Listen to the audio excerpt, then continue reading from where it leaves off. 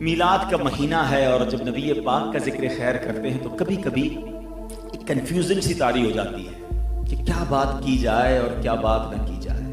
ایک بار سیدی اعلیٰ حضرت نے بھی قلم اٹھایا اور نبی پاک کی شان بیان کرنے کے لیے کوشش کی۔ کمال یہ ہے کہ اس پورے کلام میں بریلی کے تاجدار جو اپنے وقت کے امام ہیں، امیر المومنین فی الحدیث ہیں، وہ کلام میں ڈھونڈتے ہی رہے کہ نبی پاک کو میں نے کہنا کیا ہے، آقا کی شان میں کون سا لفظ استعمال کروں۔ اب کیفیت دیکھیں اعلیٰ حضرت کی، کہتے ہیں سرور کہوں کہ مالک و مولا کہوں تجھے، try to find the word۔ وہ ڈھونڈ رہے ہیں کہ نبی پاک کو کس نام سے ذکر کروں، شان بیان کیسے کروں۔ اب سیدی اعلیٰ حضرت کی کیفیت کا اندازہ لگائیں، کہتے ہیں سرور کہوں کہ مالک و مولا کہوں تجھے، باغ خلیل کا گل زیبا کہوں تجھے، آقا تیرے تو وصف عیب تناہی سے ہیں بری، حیران ہوں میرے شاہ میں کیا کیا کہوں تجھے۔ اچھا یہ طلبہ بیٹھے ہیں، شاید عیب تناہی یہ تو سمجھ جائیں، عوام بھی بیٹھی ہے، یہ شعر بچپن سے سن رہے ہیں، آج ذرا اس کو سمجھ لو تو اب مزہ اور آنے لگے گا۔ عیب تناہی کس کو کہتے ہیں؟ تناہی کہتے ہیں کسی چیز کا اینڈ ہو جانا، ختم ہو جانا۔ مثال کے طور پہ میں یہاں آپ سب کو ایک کاغذ دوں، ساتھ قلم دوں اور کہوں جس پرسنالٹی کو آپ پسند کرتے ہیں ذرا اس کی تعریف لکھیں۔ آپ اس کی تعریف لکھنا شروع کریں گے، بڑا خوبصورت ہے، بڑا ملنسار ہے، بڑا پولائٹ ہے، بڑی عاجزی ہے، جناب ہمت بڑھاتا ہے، حوصلہ دیتا ہے، سخی بھی ہے، اسمائل مسکراتا بھی بہت اچھا ہے۔ 10 چیزیں لکھ لو گے، 15 لکھ لو گے، 25 لکھ لو گے، اس کے بعد آپ پیپر بھی واپس دیں گے، قلم بھی واپس دیں گے۔ اس کا مطلب یہ ہوا کہ آپ کی بات پوری ہو گئی، اینڈ ہو گئی۔ سبحان اللہ، میرے رضا کہتے ہیں میرے آقا وہ ہیں جن کی تعریف کرو بات ختم نہیں ہوتی ہے۔ یہ اینڈ ہونا بھی تو عیب ہے، آقا آپ کے اوصاف اتنے ہیں جو عیب تناہی سے بھی بری ہیں، آپ کی بات ختم ہی نہیں ہوتی ہے۔ کہتے ہیں آقا تیرے تو وصف عیب تناہی سے ہیں بری، حیران ہوں میرے شاہ میں کیا کیا کہوں تجھے۔ پورے کلام میں دیکھو اعلیٰ حضرت کوشش کر رہے ہیں کہ میں نے کہنا کیا ہے، میں نے تعریف کیسے کرنی ہے، الفاظ نہیں مل رہے، آخر خود ہی کہتے ہیں کہہ لے گی سب کچھ ان کے ثنا خاں کی خاموشی، چپ ہو رہا ہوں کہہ کے میں کیا کیا کہوں تجھے، لیکن رضا نے ختم سخن اس پہ کر دیا، خالق کا بندہ خلق کا آقا کہوں تجھے۔ اور واللہ آج بھی اگر کسی کو بیان کرنا ہو نبی پاک کی سیرت پر تو وہ اسی کیفیت میں مبتلا ہو جاتا ہے کہ کیا کیا کہوں تجھے۔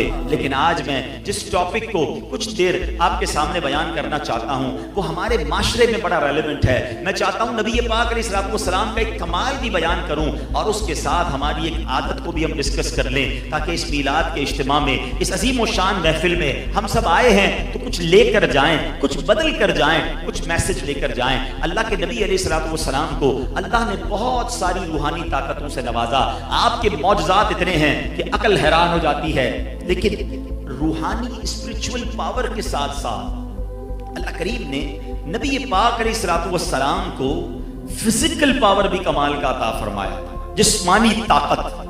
آج لوگ کہتے ہیں نا یار بڑا طاقتور آدمی ہے، ہیوی ویٹ چیمپئن ہے، ارے بھائی وہ تو اتنے سارے وزن کو اٹھا لیتا ہے، بڑی دیوار گرا دیتا ہے، بڑے مقابلے ہوتے ہیں دنیا میں۔ اللہ کے نبی علیہ السلام کو اللہ نے کیسی طاقت دی تھی۔ پیارے آقا علیہ السلام عرب کے علاقوں میں تشریف لے جاتے، لوگوں کو اسلام کی طرف بلاتے، تبلیغ کرتے، دین کی طرف بلاتے۔ ایک بار نبی پاک علیہ السلام ایک جگہ سے گزرے تو ایک اس زمانے کا سب سے بڑا پہلوان، آج کی زبان میں ہیوی ویٹ چیمپئن، اس زمانے کا ورلڈ چیمپئن سمجھ لیں، پورے عرب میں اس سے بڑا پہلوان کوئی نہیں تھا۔ اس کا دعویٰ تھا کہ مجھے کوئی گرا ہی نہیں سکتا، مجھے کوئی پچھاڑ ہی نہیں سکتا۔ اچھا نبی پاک علیہ السلام اسے اسلام کی دعوت دینے گئے تھے۔ پیارے آقا علیہ السلام، اس کا نام تھا رکانہ۔ پیارے آقا علیہ السلام نے کہا ہے رکانہ ایمان لے آؤ، اللہ پر ایمان لے آؤ، اسلام قبول کر لو۔ اچھا جو پہلوان ہوتا ہے نا اس کا دماغ بھی بعض اوقات پہلوانوں والا ہی ہوتا ہے، کہتا ٹھیک ہے میں مسلمان ہو جاؤں گا، پہلے آپ مجھ سے کشتی لڑیں اور کشتی میں مجھے گرا دیں، مجھ سے جیت جائیں، میں اسلام قبول کر لوں گا۔ کیسا عجب چیلنج تھا۔ اسلام کے دائی آئے ہیں، رب کے حبیب آئے ہیں، اسلام کی دعوت دینے آئے، پہلوان کہتا کشتی لڑو مجھ سے۔ اللہ کے نبی علیہ السلام نے فرمایا ٹھیک ہے، مسکرا کر فرمایا قبول ہے۔ اب ذرا سوچئے سینیریو کیسا بن گیا ہوگا کہ اس زمانے کا ہیوی ویٹ چیمپئن سامنے نبی پاک علیہ السلام، صحابہ جمع ہو گئے، لوگ جمع ہو گئے کہ مقابلہ ہوگا۔ اب یہ مقابلے میں ہونا کیا ہے؟ ایوری بڈی اس وقت بہت ساری باتیں سوچ رہے ہوں گے۔ پیارے آقا علیہ الصلوۃ والسلام نے کیا کیا کہ جیسی کشتی شروع ہوئی نبی پاک نے اس کو اٹھایا اور اٹھا کر پٹک دیا. اس کو موقع ہی نہیں ملا. تھوڑی دیر کے لیے تو حیران ہو گیا نا کہ میرے ساتھ یہ ہوا کیا. رکانہ کا دعویٰ یہ تھا کہ میری پیٹھ کوئی زمین پہ نہیں لگا سکتا, مگر نبی پاک نے اس کو پہلی باری میں اٹھا کے زمین پہ پٹک دیا. اچھا پہلوان تھا, کہتا ہے مجھے سمجھ نہیں آئی میرے ساتھ کیا ہوا, مجھے دوبارہ کشتی لڑنی ہے, ایک بار پھر مجھے ہرا کر بتائیں. نبی پاک نے فرمایا کوئی غلطی نہیں, دوبارہ کرتے ہیں. وہ دوبارہ آیا تیار ہو کے. آقا علیہ السلام نے پھر اس کو پہلی باری میں اٹھایا اور اٹھا کے پٹک دیا. وہ کچھ کر ہی نہیں سکا. پھر اور غصہ اور جوش, کہتا ہے مجھے تیسری بار مقابلہ کرنا ہے. نبی پاک نے فرمایا آ جاؤ پھر شوق پورا کرنا. اور خلاصہ عرض کر رہا ہوں, اللہ کے حبیب نے اٹھایا پھر اٹھا کر پٹک دیا. کہتا ہے خدا کی قسم آپ کی عجیب شان ہے, آپ کی عجیب شان ہے. آج تک عرب کا کوئی پہلوان میری پیٹھ زمین تک نہیں لگا سکا اور آپ نے چشم زدن میں مجھے زمین پر پچھاڑ دیا ہے. سبحان اللہ. رکانہ نے کلمہ پڑھا اور مسلمان ہو گیا. تھوڑے عرصے کے بعد اسی کا بیٹا, بعض اوقات پہلوانوں کی پوری فیملی ہوتی ہے نا, یزید بن رکانہ, وہ بہت بڑا پہلوان, باپ کا بیٹا, اس نے اس کی گدی سنبھالی سمجھ لیں پہلوانی میں. 300 بکریاں لے کر نبی پاک کے پاس آیا. کہتا کیا ہے, چیلنج اے محمد صلی اللہ علیہ وسلم, آپ مجھ سے کشتی لڑیے اور اگر آپ مجھے پچھاڑ دیں گے تو نبی پاک نے مسکرا کر کہا اگر مجھے میں پچھاڑ دوں گا, کشتی پہ جیت جاؤں گا, مجھے انعام کیا دو گے؟ کیونکہ اب یہ خود آیا تھا نا, نبی پاک تو نہیں گئے تھے. کہتا ہے میں 300 بکریاں 100 بکریاں آپ کو دے دوں گا. نبی پاک نے فرمایا ٹھیک ہے. پھر جناب لوگ جمع ہو گئے کہ اب پہلے تو رکانہ کو ہرایا تھا, اب یزید بن رکانہ آیا ہے, ینگ ہے اور زیادہ مضبوط ہے. نبی پاک علیہ السلام نے اس سے ہاتھ ملایا, ہاتھ کو ہی اٹھایا اور اس کو اٹھا کر زمین پر پٹک دیا. کہتا 100 بکریاں لے لے لیکن ایک اور موقع دیں. پھر کیا دو گے؟ دوسری 100 دوں گا. دوبارہ second fight. No fight, actually fight تو ہو ہی نہیں نا. فائٹ تو وہ ہو کہ ادھر سے بھی داؤ ہو ادھر سے بھی داؤ ہو. اسے کیا معلوم میں اس سے مقابلہ کر رہا ہوں جو زمین پر کھڑے ہو کر اشارہ کرے تو چاند ٹکڑے ہو جاتا ہے. اسے کیا معلوم یہ دعا کرے تو سورج پلٹ آتا ہے. میرے آقا کے لیے فائٹ کیا چیز تھی. پھر اٹھایا پھر پٹک دیا. 100 بکریاں دے کر کہتا ہے ایک اور موقع دیجئے, اگین ٹرائی کرنا چاہتا ہوں. کہا اب کیا دو گے؟ کہا یہ آخری 100 بھی دے دوں گا.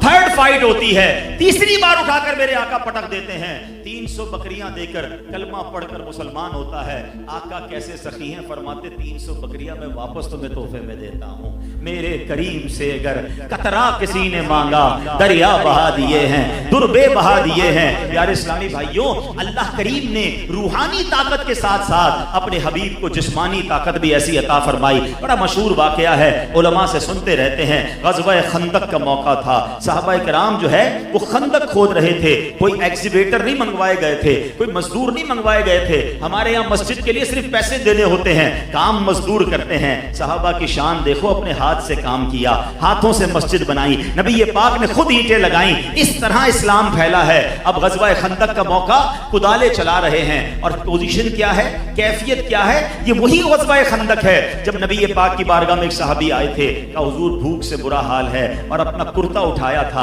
اور آقا کو اپنے پیٹ پر بندھا ہوا پتھر دکھایا تھا. اور اللہ کے حبیب کی شان دیکھو صلی اللہ تعالی علیہ وسلم. نبی پاک نے اپنا جب کرتا اٹھایا تو اسی پیٹ پر 2 پتھر بندھے ہوئے تھے. یہ صحابہ ہیں, یہ اللہ کے نبی ہیں صلی اللہ تعالی علیہ وسلم, جو بھوک میں بھی راضی ہیں, جو تکلیف میں بھی راضی ہیں, جو غربت میں بھی راضی ہیں. اور ہم اللہ نے بہت کچھ دیا ہے پھر بھی راضی نہیں رہتے. ہمارے پاس بہت کچھ ہوتا ہے, ایک دن مرضی کا کھانا نہ ملے ہمارا موڈ آف ہو جاتا ہے. ہمارے کبڈ, ہمارے جیب, ہمارے فریج بھرے ہوتے ہیں, مگر کسی دن کاروبار میں نقصان ہو جائے ہماری طبیعت خراب ہو جاتی ہے. زبان پر شکوے ہوتے ہیں, شکایات ہوتی ہیں. سیکھو صحابہ سے, پیٹ پہ پتھر ہیں, اسلام کے لیے جان دینے جاتے ہیں. اللہ ان صحابہ کا صدقہ عطا فرمائے, نبی پاک کے صبر کا صدقہ نصیب فرمائے. ایسی کیفیت میں تو کدال ہی نہیں اٹھتی بھائی. پیٹ پہ پتھر بندہ ہو تو کہاں سے بندہ زمین کھودے گا؟ صحابہ اس کیفیت میں زمین کھود رہے ہیں. اب کھودتے کھودتے ایک چٹان آ گئی, بڑی راکی اور بڑی خطرناک, کانکریٹ کی سمجھ لے پتھر آ گیا. سب نے کوشش کی, نہیں ٹوٹا. اب عقل تو یہ کہتی ہے کہ اگر ٹوٹ نہیں رہا تو کسی اور مزدوروں کو کچھ اور ایکوپمنٹ منگوایا جائے جس سے توڑیں. مگر صحابہ کو جب کوئی پرابلم آتی تھی وہ آقا کی بارگاہ میں آتے تھے کہ حضور ایک چٹان آ گئی ہے, وہ ٹوٹ نہیں رہی ہے. अल्लाह अकबर। अल्लाह के हबीब अलैहिस्सलाम आते हैं, रिवायतों में लिखा आका ने कुदाल उठाई, एक रिवायत के मुताबिक एक ही कुदाल मारी और उसको चूरा चूरा करके रख दिया, एक रिवायत के मुताबिक 3 बार मारा, कुदाल ये चट्टान भी टूट गई और उससे ऐसा नूर रोशन हुआ कि दूर दूर के शहर और महल्लात नजर आए, और ये भी बशारतें थी कि ये शहर भी बाद में फतह हो जाएंगे। तो बताना मकसद क्या है कि नबी पाक को रब करीम ने अजीम ताकतों से नवाजा था। हो सकता है किसी के जहन में सवाल आए कि जनाब ये टॉपिक तो बड़ा अच्छा है, लेकिन आज इसको डिस्कस करने की क्या वजह है। मैंने बहुत सोच कर ये मौजू आज सेलेक्ट किया है। आज दुनिया में किसी के पास ताकत आ जाए ना, चाहे वो जिस्मानी ताकत हो, चाहे इक़्तिदार की ताकत हो, चाहे माल की ताकत हो, उसके बाद होता क्या है कि उसका अंदाज ही बदल जाता है, उसका स्टाइल ही बदल जाता है, उसकी तो टोर ही चेंज हो जाती है। आजकल सुना है वो बॉडी बिल्डिंग जो करते हैं, जिम शिम जाते हैं, उसके बाद वो कपड़े भी ऐसे ही पहन रहे होते हैं जरा ताकि सामने वाले को नजर भी आए कि हजरत ने कितनी मेहनत की, और हर वक्त लड़ने के लिए तैयार भी होते हैं कि थोड़ा सा एक आधा पंच भी दिखाएं कि कैसा लगता है, इतनी मेहनत से बनाया है। ताकत आते ही लड़ाई का दिल चाहता है। अल्लाह के हबीब की ताकत आपने सुन ली है, मगर हाल ये है कि हजरत अबू उमामा रदी अल्लाह तआला अन्हु कहते हैं कि नबी पाक अलैहिस्सलाम जब अपने कमरे से बाहर आए, एक बार अपने काशाना नबूवत से बाहर आए, तो सब सहाबा ताजीम के लिए खड़े हो गए हैं। नबी पाक ने उन्हें देखकर पता क्या फरमाया, इस तरह ना खड़े हुआ करो जिस तरह अजमी लोग खड़े होते हैं, एक दूसरे की ताजीम के लिए वो लोग खड़े रहा करते हैं। मैं तो एक बंदा हूं और बंदे की तरह खाता हूं और बंदों की तरह बैठता हूं। अंदाज देखें, आजजी देखें, इनकिसारी देखें। अल्लाह ने हर किस्म के मकाम से नवाजा था, मगर मेरे आका सब के साथ आजजी के साथ पेश आते थे। मगर आज थोड़ा सा मकाम, थोड़ा सा मर्तबा, थोड़ी सी हिम्मत दे दी है, अगर ताकत दी है, अगर शोहरत दी है, अगर माल दिया है, अगर इज्जत दी है, तो वो रब ने दी है। इसका मतलब ये नहीं कि मेरा अंदाज ही बदल जाए, मेरी बातें ही बदल जाएं। अरे भाई अब तो हाल ये हो गया कि बंदा अगर दुनिया में थोड़ी तरक्की कर जाए, खास तौर पे पैसा आ जाए, तो अपने गरीब रिश्तेदारों को पहचानना छोड़ देता है। अब लोगों को शर्म आती है उसे, मैं कैसे बताऊं ये मेरा चाचा है जो पुराने कपड़ों में है, ये मेरे चाचा का बेटा है जो रक्षा चलाता है, मैं ये कैसे तारुफ कराऊं क्योंकि मेरा मकाम तो और है। अल्लाह अकबर, ये क्या है आज ये समझना जरूरी है। आजजी का अपोजिट पता है क्या है? आजजी का अपोजिट है तकब्बुर, इतराना, घुमंड। आज आजजी तो नजर नहीं आ रही, मगर तकब्बुर बहुत नजर आ रहा है, और ये कितना बड़ा गुनाह है। अब मैं अपने बयान को अगले फेस में ले जा रहा हूं और कोशिश करूंगा चंद मिनटों में 3 चीजें डिफाइन करने की। सबसे पहले हम ये समझेंगे कि तकब्बुर गुनाह कितना बड़ा है। इसकी जब तक आपको शिद्दत पता नहीं चलेगी, जब तक इसको छोड़ने का जी नहीं चाहेगा। सेकेंडली हम ये जानेंगे कि तकब्बुर कैसे होता है, रीजन क्या है, और थर्डली फिर ये जानेंगे कि कहीं मैं और आप मुब्तला तो नहीं। एक छोटा सा लेबोरेटरी टेस्ट आपस में करेंगे। जी हाँ, cholesterol, blood pressure, sugar test करवाते हो ना, सेहत के लिए टेस्ट कराना चाहिए, अच्छी बात है, लेकिन हम इन बीमारियों के बारे में बहुत ज्यादा कॉन्शियस हैं। मेरा सवाल है, ये बीमारियां क्या बिगाड़ लेंगी आपका? एंड ऑफ द डे जान ले लेंगी ना। मैं उस बीमारी का जिक्र कर रहा हूं जो अगर दिल पे बस गई तो ईमान ले लेगी। बताओ कौन सी खतरनाक बीमारी है? ईमान लेने वाली ना। नोबडी ट्राई टू अंडरस्टैंड, कोई इसको डायग्नोस करने के लिए भी तैयार नहीं है। तो आओ पहले समझो कि तकब्बुर है क्या है। तकब्बुर, अच्छा, इस पूरी कायनात में सबसे पहला जो गुनाह हुआ, फर्स्ट एवर सिन, सबसे पहला गुनाह, वो क्या था? तकब्बुर ही था। शैतान ने सजदा नहीं किया था ना हजरत आदम को, और कहा क्या था? जरा वो जुमला याद कीजिएगा। और अल्लाह करीम ने वो जो वर्ड्स थे, वो जो उसका कहना था, वो कुरान में फरमाया ना, कुरान में शामिल फरमाया। क्या कहता है शैतान? अना खैरुम मिन, अल्लाह मैं इससे बेहतर हूं, आई एम बेस्ट। खलकतनी मिन नारियुम व खलकतहू मिन तीन, अल्लाह तूने मुझे आग से बनाया, इसे मिट्टी से बनाया, हजरत आदम को। ये जुमला याद रखिएगा, आगे मेरे बयान में काम आएगा आपको। उसने क्या कहा? अना खैरुम मिन, मैं इससे बेहतर हूं। शैतान ने बड़ी इबादतें की, बड़ा इल्म भी था, फरिश्तों का उस्ताद था, जन्नत का खजांची था। एक बार, once in a life time उसने तकब्बुर किया, सारी इबादतें बर्बाद, नूरानियत चेहरे की छीन ली गई, अल्लाह की बारगाह से मरदूद करार दे दिया गया। मुझे एक बात बताओ, जिसने एक बार तकब्बुर किया इसका ये हाल हुआ, जो रोज तकब्बुर करता है, जो बार बार तकब्बुर करता है, उसका क्या बनेगा? कभी समझा आपने? ये कितना खतरनाक मर्ज है। अल्लाह करीम कुरान मजीद फुरकान हमीद में क्या इरशाद फरमाता है इन्नहु ला युहिब्बुल मुस्तकबिरीन, बेशक वो मगरूरों को पसंद नहीं फरमाता। और एक हदीस तो बचपन से आपने सुनी होगी ना, कि जिसके दिल में राई के दाने के बराबर तकब्बुर होगा। ये राई के दाने का क्यों लफ्ज यूज हुआ? राई का दाना बहुत छोटा सा होता है, डॉट, नुक्ता। इसका मतलब ये हुआ कि इतना सा भी तकब्बुर जिसके दिल में होगा ना, अल्लाह के नबी अलैहिस्सलाम फरमाते हैं कि वो जन्नत में नहीं जाएगा। अब सोचिए, जिसका दिल भरा हुआ है तकब्बुर से, उसका तो पता नहीं क्या हाल होगा। राई के दाने के बराबर तकब्बुर भी एक्सेप्टेबल नहीं है। प्यारे आका अलैहिस्सलाम की एक और हदीस कि अल्लाह के हबीब फरमाते हैं, जो तकब्बुर की वजह से अपना तहबंद लटकाएगा, यानी मुतकब्बिराना लिबास पहनेगा, अल्लाह अज़्ज़ व जल क़यामत के दिन उस पर नजर रहमत ना फरमाएगा। तो ये बात अंडरस्टैंड हो गई कि बड़ा गुनाह है? कायनात में होने वाला भी सबसे पहला गुनाह है और कबीरा गुनाहों में से गुनाह है।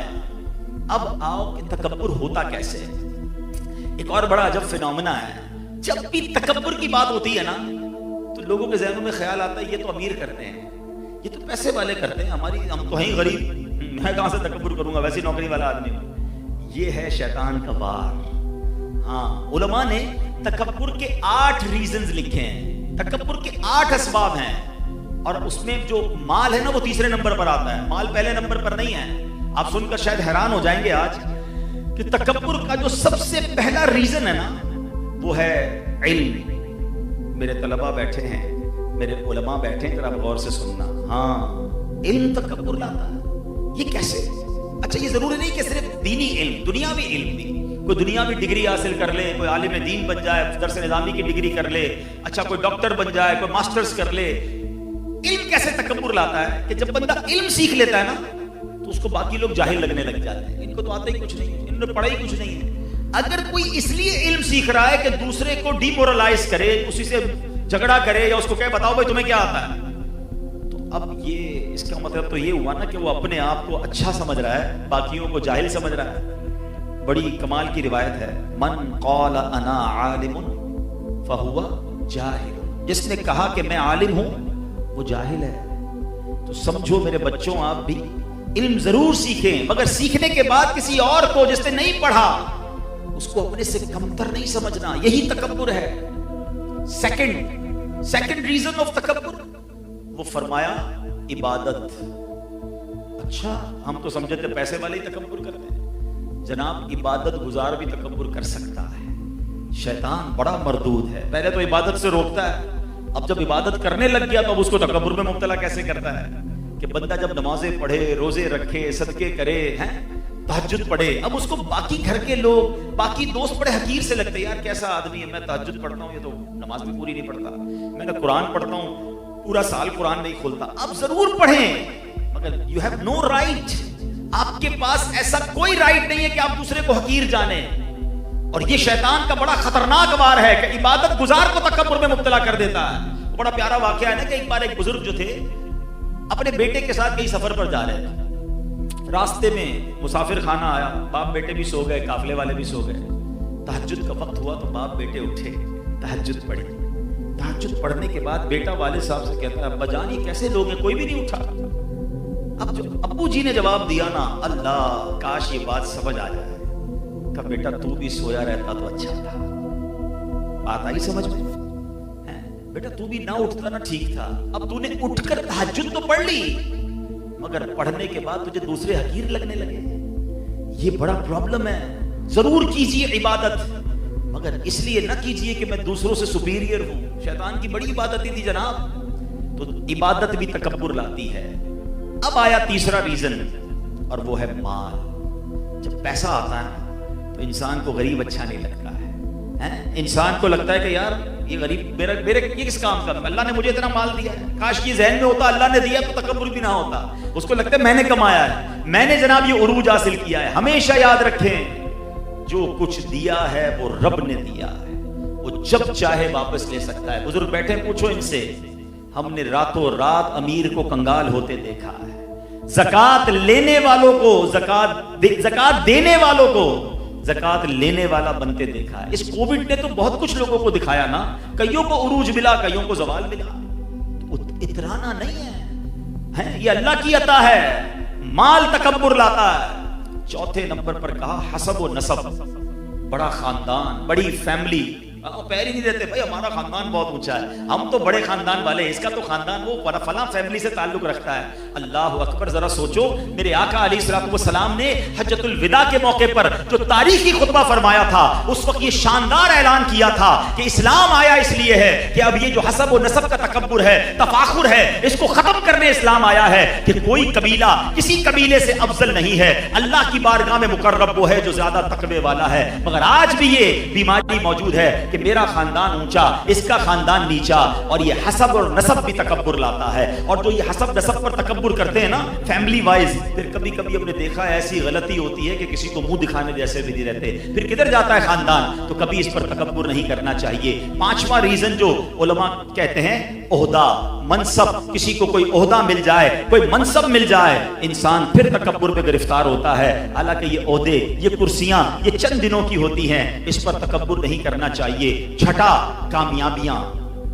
جب بندے کو دھڑا دھڑ کامیابیاں ملے نا، ارے بھائی میں تو پتھر کو ہاتھ لگاتا ہوں سونا ہو جاتا ہے. جو ڈیل کرتا ہوں فائدہ ہی فائدہ ہوتا ہے، جو فیصلہ کرتا ہوں کمال کا ہوتا ہے. ابھی ایک آئٹم خریدی، ہر کوئی منع کر رہا تھا، میں نے خریدی، دیکھو پیسے بڑھ گئے، یہ مجھے ایسا پتا ہے. یہ انسان کو مبتلا کرتا ہے تکبر میں. ارے تمہاری کیا اوقات ہے، میری کیا اوقات ہے. اللہ مہربانیاں کر رہا ہے اور تم اتراتے جا رہے ہو.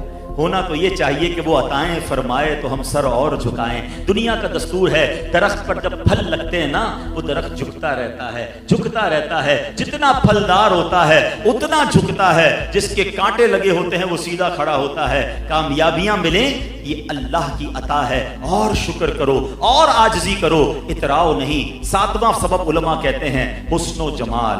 کوئی خوبصورت اللہ نے کسی کو بنایا، اس کے بھی اسٹائل کی وہ غریب ہو جاتے ہیں. اس کو کوئی سانولا آدمی اچھا نہیں لگتا، کہتا ہے یار دیکھو اس کا رنگ کیسا ہے، اس کا قد کیسا ہے، اس کا انداز کیسا ہے. توبہ توبہ توبہ. ارے اللہ کے بندوں، اگر اللہ نے تمہیں اچھی شکل صورت دی ہے نا تو اللہ کا اور شکر ادا کرو کہ اللہ زوال نعمت سے بچانا، اور میرے مالک ادھر تو اچھی شکل دے دی، قیامت میں بھی چمکتا چہرہ دینا. کیا فائدہ ایسی شکل کا کہ ادھر خوبصورت شکل ہو اور قیامت کے دن چہرہ سیاہ ہو جائے. اللہ اس دن کی خوبصورتی عطا فرمائے، اس دن کا چمکتا چہرہ عطا فرمائے. کتنی پیاری دعا ہمیں اسلام سکھاتا ہے. آئینہ دیکھو تو دعا کرو، اللہم حسنت خلقی فحسن خلقی. اے اللہ میرا چہرہ تو اچھا بنا دیا، میرے اخلاق بھی اچھے کر دے. اے اللہ چہرہ تو اچھا بنایا، باطن بھی اچھا کر دے. تو کبھی بھی اگر اللہ نے حسن و جمال دیا ہے تو تکبر نہ کرنا. ہم نے اچھے اچھے چہروں والوں کو بیماریاں لگ کے چہرے بگڑتے دیکھا، بستر پر پڑتے دیکھا، اور زمین کھا گئی. نوجوان کیسے کیسے ہوئے نامور، بے نشان کیسے کیسے. اسی 2 گز کی قبر میں مٹی کے اندر وہ خوبصورت بھی چلا جاتا ہے. تو اترانا نہیں ہے. 8واں ریزن، اور وہ ہے طاقت، جو میں نے آج بیان کیا کہ آقا کے پاس کیسی طاقت تھی اور عاجزی کیسی تھی. اب آخری حصہ میرے بیان کا ہے. بیان میں آپ نے یہ بھی سن لیا کہ تکبر کتنا برا ہے، یہ بھی سن لیا ہوتا کس وجہ سے ہے. اب پتہ شیطان دلوں میں خیال ڈال رہا ہوگا مولانا صاحب نے بیان تو بہت اچھا کیا ہے مگر میں تو تکبر نہیں کرتا. ہاں تکبر والے لوگ واقعی اچھے نہیں ہوتے، ہونا نہیں چاہیے. It's wrong, very bad. چلو میں تھوڑا سا لیبورٹری ٹیسٹ کر لیتے ہیں. میں کچھ نشانیاں بتا دیتا ہوں. ایسے تو بہت ساری نشانیاں، ٹائم کافی ہو گیا مجھے اب کنکلوڈ کرنا چاہیے، لیکن میں اب آپ کو کچھ نشانیاں بتا دیتا ہوں اور چیک کر لیتے ہیں ایک دوسرے کو کہ کہیں میں اور آپ تکبر تو نہیں کرتے. اگر نہیں کرتے تو سبحان اللہ، اللہ تیرا شکر. اور اگر فیل ہو رہا ہے کہ دیر از سم تھنگ رانگ تو پھر علاج کرنا ہے اور گھبرانا نہیں. آج پورا علاج کر کے جاؤں گا انشاءاللہ. نشانی بھی بتاؤں گا، آخر میں علاج بھی بتا دوں گا انشاءاللہ. اور وہ بھی اللہ کے حبیب علیہ الصلوۃ والسلام کی حدیث سے اور علماء کی کتابوں سے ہی عرض کروں گا. اب سن لیں ذرا نشانیاں. پہلی نشانی کہ بندہ جو ہے یہ پسند کرے کہ جب میں کہیں جاؤں تو میرے لیے لوگ کھڑے ہو جائیں. اب اپنے دل سے پوچھیں کہ اگر ہم کہیں جاتے ہیں اور لوگ کھڑے نہیں ہوتے تو فیل کیا ہوتا ہے کہ یار کھڑے بھی کوئی نہیں ہوا، عزت والی جگہ پہ بھی نہیں بٹھایا، پوچھا بھی نہیں. یہ اس کا مطلب پتہ ہے کہ اس کے پیچھے ریزن کیا ہے. میں ان سے بہتر ہوں نا، یہ کھڑے ہوں نا، میں افضل ہوں، یہ مفضول ہیں، یہ میرے بعد ہیں. تو یہ تکبر کی بھی تعریف کیا ہے. وہ جملہ یاد ہے نا جو شیطان نے کہا تھا، انا خیر من، میں اس سے بہتر ہوں. اور یہ جو کھڑے ہونے والی عادت ہے نا، یہ میرے آقا کو اتنی ناپسند تھی. یعنی کوئی کھڑا ہو جائے وہ غلط نہیں ہے، لیکن جو کھڑے ہونے کو پسند کرتا ہے اور نہ کھڑے ہونے کو برا سمجھتا ہے، اس کے بارے میں نبی پاک علیہ الصلوۃ والسلام فرماتے ہیں، ترمذی شریف کی حدیث ہے، جس کو یہ خوشی ہو کہ لوگ میری تعظیم کے لیے کھڑے رہیں، وہ اپنا ٹھکانہ جہنم بنا لے۔ لوگ باقاعدہ ناراض ہوتے ہیں، آ کر محفل سے واپس چلے جاتے ہیں، کہیں پروٹوکول ہی نہیں دیا، کوئی وی آئی پی جگہ پر ہی نہیں بٹھایا، ہاتھ ملایا نہیں، دروازے تک چھوڑنے نہیں آئے۔ پوچھو اپنے دل سے، یہ وجہ کیا ہے؟ یہ تکبر تو نہیں؟ خاص طور پہ اچھا یہ صرف علماء کا پرابلم نہیں ہے، ناتخوانوں کا پرابلم نہیں ہے، آپ بھی اپنے سسرال جاتے ہیں، ادھر آپ وی آئی پی ہوتے ہیں داماد صاحب، اور ادھر تو سسرال والوں کا حال کیا ہوا ہوتا ہے۔ نہ کیا کرو ایسا، ہاں وہ دل سے نہیں کھڑے ہوتے، وہ ٹینشن میں ہی ہوتے ہیں۔ وہ کیسا بندہ ہے جو اپنے سسرال والوں کو ٹینشن میں ڈالتا ہے؟ مومن تو آسان ہوتا ہے۔ پھر سوچو تکبر تو نہیں کہ مجھے گیٹ تک چھوڑنے کیوں نہیں آیا، مجھے اچھی ٹیبل پہ کیوں نہیں بٹھایا۔ ان کو فیل کرواؤ نا کہ جس طرح آپ کے اور بیٹا اس طرح میں بھی آپ کا بیٹا ہوں، مجھے میرے لیے فکر نہ کیا کریں، میں اپنے آقا کا امتی ہوں۔ میرے آقا تو غلام کے گھر چلے جاتے تھے، اور ہم ہیں کہ ہماری ٹوری ختم نہیں ہوتی۔ ایک طرف تو کہتے ہیں آقا کا غلام ہوں، دوسری طرف نبی پاک عاجزی کا پیکر، ہمارا انداز ہی ڈیفرنٹ ہے۔ سوچو اگر یہ عادت ہے تو یہ تکبر کی علامت ہے۔ دوسری ایک بڑی خطرناک، کہ بندہ کہے کہ میں کسی کو سلام نہ کروں، لوگ مجھ سے سلام کریں، میں کسی سے ملنے کیوں جاؤں، اس کو ملنا ہے تو مجھ سے ملے نا۔ یہ جو جملہ ہے یہ کیا ہے؟ اس کا مطلب کیا ہے کہ میں افضل ہوں، میں اعلیٰ ہوں، یہ مجھے سلام کریں، میں کیوں پہلے سلام نہیں کرتے؟ پہلے سلام مجھے دوسرے لوگ آ کے سلام کریں، اور میں کسی سے ملنے جاؤں یہ میری عزت کم ہو جائے گی، ان کو آنا چاہیے مجھ سے ملنے۔ اللہ اکبر۔ اب بتاؤ یہ ٹیسٹ کچھ رپورٹ آ رہی ہے سامنے، گڑبڑ لگتی ہے یار، یہ تو کبھی کبھی ہو جاتا ہے۔ اور اب میں آپ کو بتاؤں، جس نبی کے امتی ہو نا، آقا کا طریقہ کیا تھا؟ وہ تو سب سے افضل ہے نا، سب سے اعلیٰ ہے، خلق سے اولیاء، اولیاء سے رسول، اور رسولوں سے اعلیٰ ہمارا نبی۔ آقا کی شان یہ ہے کہ صحابہ کہتے ہیں ہم جب بھی آقا کی بارگاہ میں جاتے، اس سے پہلے کہ ہم سلام عرض کرتے، نبی پاک خود سلام میں پہل فرما دیتے۔ بلکہ کہتے کئی بار تو کوشش کی، ڈیلیبریٹلی پلان کیا کہ آج جائیں گے نبی پاک کے پاس، ہم سلام میں پہل کریں گے۔ کہتے جا کر کوشش کرتے مگر پھر بھی کامیاب نہ ہوتے، آقا ہی سلام میں پہل فرمایا کرتے۔ بلکہ اب میں ایک اور ایمان افروز بات کہنے جا رہا ہوں، اس بات پر تو 3 دن قافلہ خوشی میں دے دینا، اگر بات اچھی لگے نا، اور اتنی اچھی بات ہے کہ ایمان تازہ ہو جائے گا۔ سنو، علماء کہتے ہیں یہ عادت صرف اس دور کی نہیں تھی، یہ عادت مبارکہ صرف ظاہری حیات طیبہ تک ہی نہیں، بلکہ آج بھی اگر کوئی غلام آقا کے روضے پر جاتا ہے، سنہری جالیوں پر جاتا ہے، اس سے پہلے کہ وہ سلام بارگاہ رسالت میں عرض کرے، میرے آقا اپنی عادت کے مطابق سلام پہلے فرماتے ہیں، اپنے امتی کو پہلے سلام فرماتے ہیں۔ اللہ اکبر۔ میرے آقا کا عالم تو یہ ہے، آپ کی عاجزی کا عالم تو یہ ہے، اور غلام کہتا ہے میں کیوں سلام کروں، پہلے وہ سلام کریں۔ پھر تکبر اور کیا ہے؟ پوچھو اپنے آپ سے۔ تکبر کی ایک اور نشانی علماء نے لکھی کہ کسی غریب، پنجابی میں کہتے ہیں نا ماڑے آدمی کو، غریب ہو یا بیچارہ کمزور ہو، بعض اوقات کچھ اسلامی بھائیوں کے جسم میں اعضاء بھی پرابلم ہوتی ہے، آنکھ کمزور ہوتی ہے، ہاتھ پیر سیدھے نہیں ہوتے، کھڑا نہیں ہو سکتا، بولتا صحیح نہیں ہے، اس سے کوئی نہیں ملتا، ساتھ کوئی نہیں بٹھاتا، برا لگتا ہے۔ بلکہ چند لوگ تو اتنے جرت والے ہوتے ہیں کہ کوئی بیٹھ جائے تو کھڑا کر دیتے، بولے آپ کیا کر رہے تھے، آپ اٹھیں، آپ کی جگہ نہیں، آپ ادھر جائیں۔ اپنے ملازمین کو بعض اوقات کوئی اپنے برابر میں نہیں بٹھاتا، اپنی گاڑی میں برابر میں نہیں بٹھاتے، کہتے پیچھے، میرے برابر میں تم کیسے بیٹھ گئے، کھانا میرے برابر میں بیٹھ کے کیسے کھا رہے ہو۔ بلکہ یہاں تک دفتروں کا معمول دیکھا گیا کہ باس کے سامنے ملازم کھڑے ہو کے بات کرے گا، اس کے دفتر میں بیٹھ نہیں سکتا۔ اپنے دل سے پوچھو نا، کیا یہ میرے آقا کا انداز ہے؟ میرے آقا کا انداز کیا تھا میں بتاتا ہوں۔ نبی پاک علیہ الصلوۃ والسلام کی بارگاہ میں ایک حبشی غلام آیا، حبشی آ کر کہتا ہے حضور میرے گھر پہ آپ کی دعوت ہے، دعوت کرنی ہے آپ کی، پرانی سی چربی ہے، تھوڑی کھجوریں، آپ میرے گھر آئیں گے؟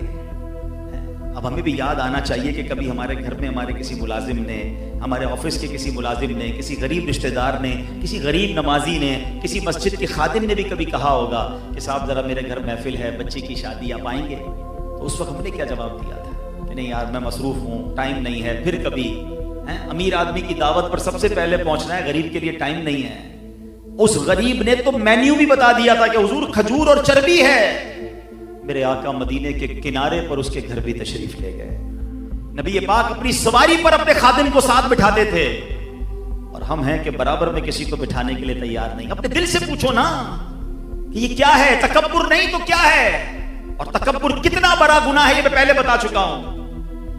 بنی اسرائیل میں ایک شخص تھا, اس کی اتنی نیکیاں تھی کہ وہ جدھر جاتا تھا نا اس کے ساتھ بادل چلتا تھا, سایہ کرتا تھا. اللہ پاک نے اتنا بڑا مرتبہ دیا تھا اس کو, بڑا نیک آدمی. ایک گناہگار شخص اسی شہر میں رہتا تھا. اس کے دل میں خیال آیا, یار میں کتنا گناہگار ہوں اور یہ کتنا نیک ہے, یہ جدھر جاتا ہے اس کے ساتھ بادل جاتا ہے, میرے تو گناہ ہی گناہ ہے. ایسا کرتا ہوں میں اس نیک آدمی کے برابر میں جا کے بیٹھ جاتا ہوں, اس پر جو رحمت برسے گی میرا بھی کام ہو جائے گا. اس کے دل میں کیا تھا؟ عاجزی, انکساری, کہ دانا خاک میں مل کر گلے گلزار ہوتا ہے. یہ بندہ جا کر اس عظیم شخص جس کے سر پر بادل سایہ فگن رہتا تھا, ساتھ میں برابر میں بیٹھ گیا. لیکن اس نیک بندے کے دل میں تکبر آ گیا. پتہ کیا کہتا ہے اس کو؟ کہ تم میرے برابر میں, تم ادھر کیسے, تمہارے اتنے گناہ اور میرے برابر میں بیٹھ گئے, کھڑے ہو جاؤ. اس نے اس بندے کو کھڑا کیا. اب پتہ ہے کیا ہوا؟ جیسے ہی وہ گناہگار کھڑا ہوا نا, جو بادل تھا وہ گناہگار کے ساتھ جانا شروع ہو گیا. اللہ کے نبی کو وحی کی گئی کہ جا کر دونوں کو بتا دیجئے کہ آج سے یہ دونوں اپنے اعمال زیرو سے دوبارہ سے شروع کریں. سارے اعمال نل اینڈ وائڈ کر دیے گئے. گناہگار نے عاجزی کی تھی, انکساری کی تھی, توبہ کرنے کی نیت تھی, اللہ نے اس کے سارے گناہ معاف کر دیے. جو نیک تھا اس نے تکبر کیا, اللہ نے ساری نیکیاں برباد کر دی. اب سوچو, یہ ہے تکبر. جو ساتھ نہیں بٹھاتے نا, جو پسند نہیں کرتے, پوچھو اپنے آپ سے. بلکہ میں تو مشورہ دوں گا آپ کو کبھی بھی کوئی آپ کا غریب ملازم دعوت دے, گھر بلائے, موقع نکال کے جایا کرو. ان کے دل میں جو خوشی داخل ہوتی ہے نا, پورے گھر میں خوشی کی لہر ہوتی ہے. ساری زندگی وہ یاد کریں گے, میرا باس آیا تھا, میرے بھائی آئے تھے, جاننے والے وہ آئے تھے.